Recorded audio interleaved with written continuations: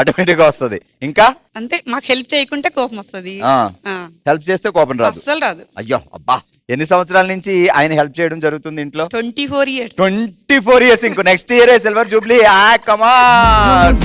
తిట్టుకుంటూ ఉండరున్నా నన్ను తప్పుకుంటూ సరేలే ఊరించవే. సూపర్.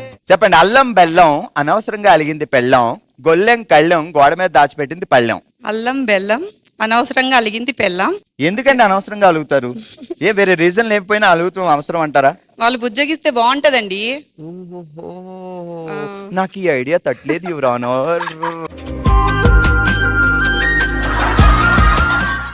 బాగుంది. చెప్పండి అయితే. అయిపోయింది, నాకు గుర్తులేదు. మళ్ళీ అల్లం బెల్లం అనవసరంగా అలిగింది బెల్లం, గొల్లెం కళ్ళం గోడ మీద దాచిపెట్టింది బెల్లం. గొల్లెం కల్లం. ముందు నుంచిరా. అల్లం బెల్లం అనవసరంగా అలిగింది పెళ్ళం, గొల్లెం కల్లెం గోడ మీద దాచుకుంది పల్లెం. పల్లెం. అల్లాన్ని తీసుకెళ్ళి ఎవడైనా గోడ మీద దాచి పెడతారా ఫ్రిడ్జ్ లో పెట్టకుండా? బాగుంటది అది. ఏమంటారు, డ్రై అయితే చాలా బాగుంటది. ఓహో, ఏదైనా సరే దానికి రీజన్ చెప్పేస్తుంది. గట్టిగా తప్పట్లు కొట్టండి.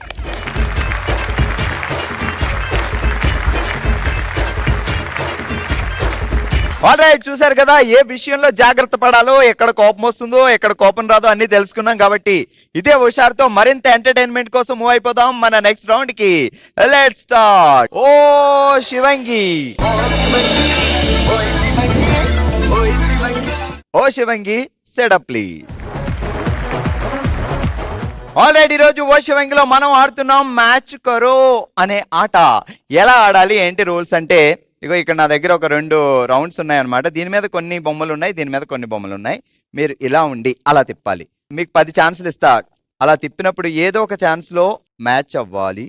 వావ్, ఎస్, అలా మ్యాచ్ చేస్తే 1 పాయింట్ వస్తుంది. సో 10 టైమ్స్ లో ఎన్నిసార్లు మీరు మ్యాచ్ చేయగలిగితే అన్ని పాయింట్లు వచ్చేస్తాయి. 10 టైమ్స్ మ్యాచ్ చేయగలిగారు అనుకోండి 10 పాయింట్స్. ఆల్రెడీ మనం ఆడుతున్న మ్యాచ్ కరో అనే ఆట ఆడడానికి ముందుగా వచ్చారు శ్రీదేవి గారు. సో శ్రీదేవి గారు, అక్కడ ఒక శోభన్ బాబు ఉన్నాడు, ఇక్కడ ఒక సూపర్ స్టార్ కృష్ణ ఉన్నారు.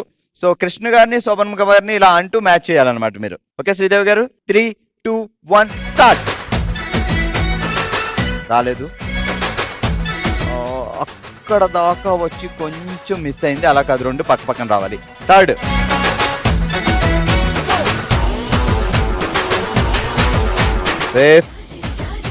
కొంచెం గట్టిగా తిప్పండి. 6, వస్తుంది. 7,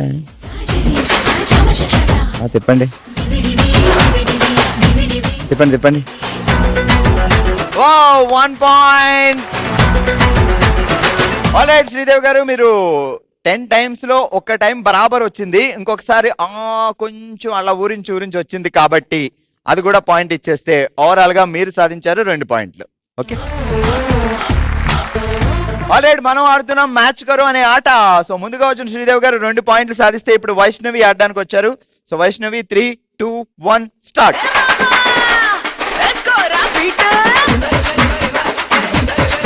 రాలేదు, 1 పాయింట్. 2 పాయింట్స్. 3, గట్టిగా తిప్పండి. 4, 5 పాయింట్స్. తిప్పండి. 6 పాయింట్స్. సూపర్, వైష్ణవి గారు సాధించారు 6 పాయింట్లు. ఆల్ రైట్, మనం ఆడుతున్నాం మ్యాచ్ కరో అనే ఆట. నెక్స్ట్ ఆడడానికి శ్రీవల్లి గారు వచ్చారు. శ్రీవల్లి గారు రెడీయా? జాగ్రత్త, మనం 6 దాటాలి, మన target 6. Ready, 3, 2, 1 start. 1 point. Super. ఓ మిస్ అయింది, త్రుటిలో తప్పింది. 2 పాయింట్స్. 3 పాయింట్స్.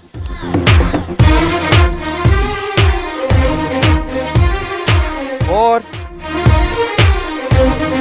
5 పాయింట్స్. రాలేదు. And last 6 points.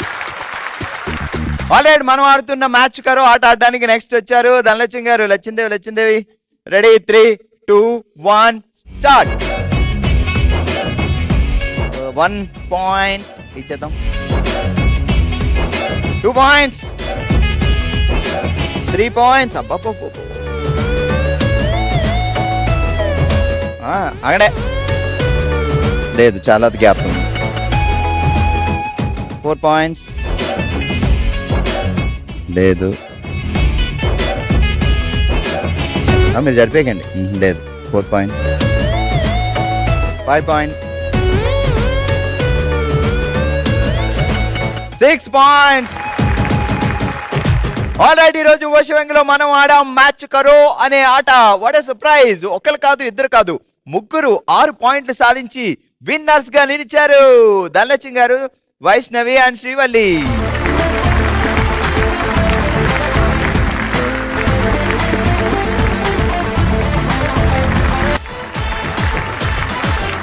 మన నెక్స్ట్ రౌండ్ మనసులో మాట. మనం అందరం ఒక కుటుంబంగా భావించి తన మనసులో మాటని మనతో షేర్ చేసుకోవడానికి ఇప్పుడు మన ముందుకు వస్తున్నారు మంజుల గారు.